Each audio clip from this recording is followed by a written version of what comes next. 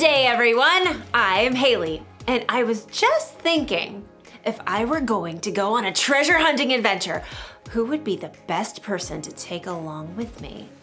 This is gonna take some wisdom. Wisdom is finding out what you should do and doing it. You know who knows a thing or two about hunting for treasure? Pirates! Arr! Pirates have been hunting for treasure for generations. She'd make the perfect person to bring on my adventure. Arr! I'll find your treasure for ye. X marks the spot. Then again, the only reason pirates buried treasure in the first place is because they stole it from someone else. I'm not sure they can be trusted. Sure we can. A pirate's word is her bond. That's the code of the sea. Arr. Well, when you put it that way. Hey, wasn't your eye patch on your right eye? Oh, sorry about that. Now, about that treasure. I wonder if I should take my Aunt Jeannie on my adventure. Oh, how nice of you to think of me for your little trip. Bless your heart. Oh, I don't know. She may be a little old for treasure hunting. But then again, she was an investigative journalist for Archaeological Digest magazine for 40 years. 42 years, dear? Ooh. You know a thing or two about hunting for treasure, don't you, Aunt Jeannie? I've been around, that's for sure. Well, it seems like a no-brainer. It's obvious who I should take on the treasure hunt. It's, thank you. Was a hard decision, I'm sure, but I'm the star that you've been searching for.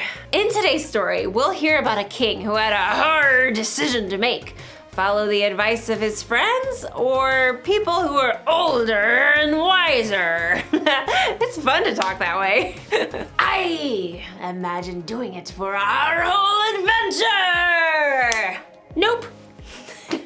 I'll see you soon. The Bible. It's 66 books of history, stories, letters, and poetry that fit together to form God's one big story. The epic adventure of how He created us and loves us so much that He made a way to rescue us. As we travel through the Bible, from Genesis to Revelation, we discover people who met God and found their lives changed forever. Now, for an amazing story, inspired by the book of 2 Chronicles, chapter 10. For over 40 years, King Solomon ruled over Israel. During that time, he did some pretty amazing things, like building a breathtaking temple for the Lord and a beautiful palace for himself. He received visitors from all over the world. He shared with others the wisdom God had given him. Much of this wisdom can be found in the book of Proverbs, including this advice on how to gain wisdom. Walk with wise people and become wise. A companion of foolish people suffers harm. Unfortunately, Solomon's son Rehoboam did not pay attention to his father's words. He believed his way was best. And when Solomon died, Rehoboam became king of Israel. All hail King Rehoboam! Wow, check me out! Golden crown, spiffy palace, this is the life. Though the kingdom was strong under Solomon, he made the people work extremely hard. Now the Israelites wanted to see how this new king would treat them. Led by a man named Jeroboam, they came to see the king. Hey, you stole my name. It's Jeroboam, not Rehoboam. Whatevs, Jer. Now what do you want? Your father made us work very hard. Let us take more breaks and we'll serve you well. Sounds like you want to slack off. We just need a little more vacay time. Then we'll be ready to give it all we got. Well, come back in 3 days, Jer. Jeroboam and the Israelites left. Rehoboam paced the floor, trying to come up with a good answer. Yeah? No. Maybe? Many times when Solomon needed wisdom, he asked God for it. Rehoboam didn't bother to talk to God, but he did at least talk to his father's wise advisors. The people want me to give them a break so they don't have to work so hard. What do you say? Be kind to them. Absolutely. Give them what they're asking for. You'll win their loyalty that way. Then they will serve you well. Huh. Instead of taking the advice of these wise men, Rehoboam decided to ask his buddies, the guys he had grown up with. He found them eating honey cakes and debating racing chariots. Gotta go with gold rims is what I say. Nah, gold is all show. You have to add some diamonds for traction. Hey, guys. Yo, What is up, my man? People want me to give them a break so they don't have to work so hard. What do you say? oh, this is good. You get to do the real king stuff now. You gotta show him who's boss. They think your dad was tough? Tell him my pinky finger's stronger than my daddy's legs. Yeah, and my dad gave you a heavy load, but you haven't seen nothing yet. I am gonna lay it on you. Yeah. Rehoboam frowned. He thought hard. For 2 whole seconds. Whoa! You guys are good. I'm totally doing that. After 3 days, Jeroboam and the Israelites with him returned. Hey, Jer. Your Majesty, will you lighten the heavy workload your father gave us? My pinky finger is stronger than my father's legs. My father put a heavy load on your shoulders, but I'll make it even heavier. My father punished stragglers. I'll double it up. Rehoboam finished with a flourish. He waited for people to tremble and bow low. Are you kidding me? Jeroboam turned to the Israelites. We don't want anything to do with this joker or the rest of David's family. Let's go back to our homes and start our own kingdom. Hey, wait! No, you can't do that. I'm in charge. Yeah, you're in charge of yourself. Good luck with that. Jeroboam and the men with him marched out and returned to their homes. From that day, the nation was split into 2 kingdoms. Rehoboam still ruled in Judah, but Jeroboam was made king of Israel. Totally not my fault. Rehoboam failed to listen to his father's own words. Walk with wise people and become wise. A companion of foolish people suffers harm. Rehoboam's foolishness nearly cost him all of the kingdom.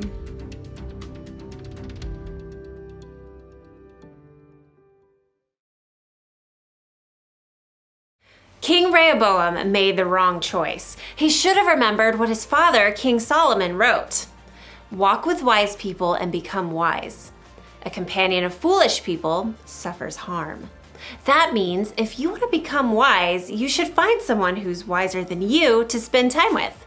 Jesus' disciples spent 3 years hanging out with him, listening to him teach, watching the wise way he lived. We should find someone to learn from too. Maybe someone older and wiser. Oh, thank you, dear. Because when you surround yourself with foolish people, you'll end up doing something foolish. You surround yourself with people who say mean things about others, you're going to say mean things about others. With angry people, you'll be angry. With people who break the rules, yep, you know what's gonna happen. But hey, you've been around, right? You know the difference between someone who makes wise decisions and someone who doesn't. So, pick your friends carefully and find someone older and wiser to be your mentor, someone you can learn from. Here's the one thing to remember today. Hang out with wise people. Ask God to help you find the wise people in your life. He wants you to have wisdom, remember, and He can use other people to help show you the way. So, what do you say, Aunt Jeannie? You want to go on an adventure with me? Haley, my dear, I was made for adventure. Well, all right. I'll see you all next time. Bye. Bye from me too.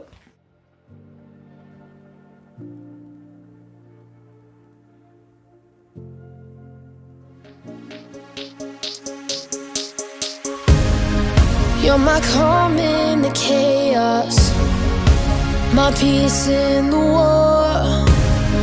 You speak light into darkness.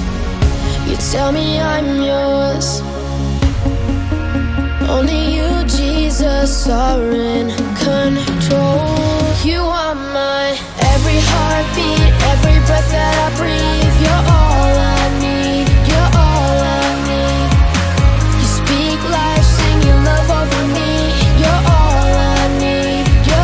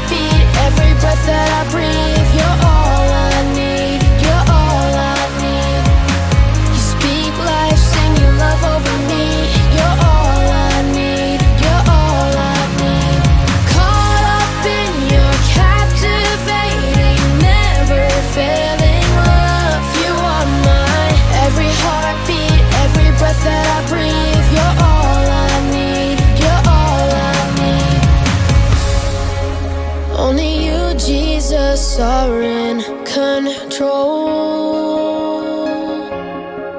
Take my brokenness and make me whole. Only you, Jesus, are in control. Take my brokenness and make me whole. You are my every heartbeat, every breath that I breathe. You're all I need. You're all I need.